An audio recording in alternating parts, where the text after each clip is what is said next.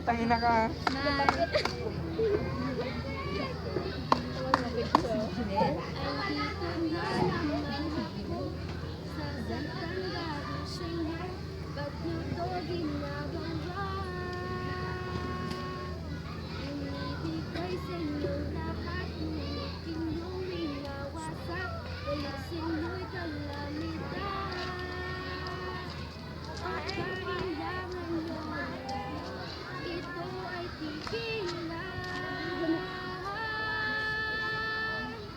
Gumising na sa katotohanan, unti-unti niyong winawasak ang aking likha't mga kayamanan.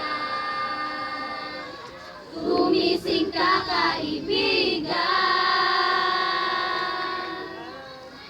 Yung kalagayan o aming kalikasan, ikaw ba'y nasasaktan?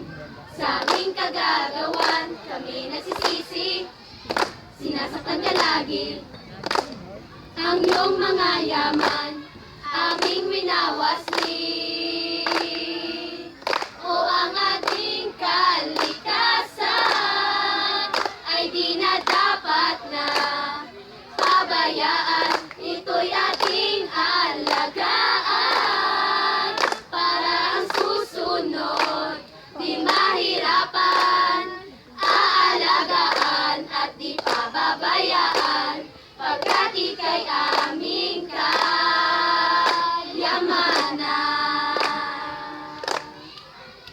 Don't you give up, no, no, no, we won't give up, no, no, no. Kalikasan, ating ingatan.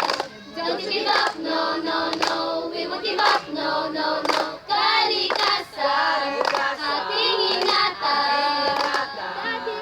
Simoy ng hangin, nakakaya pa. Ngunit ano na ang nangyari? Polusyon laganap na. Naaalala ko pa noon, pwede pa kabundukan. Ngunit anong nangyari? Sila'y nakalbo na lamang. Kalikasan nating ingatan, huwag natin itong papabayaan. Basura'y itapon sa tamang tapunan. Reduce, reuse, recycle yan. Tan-tananan.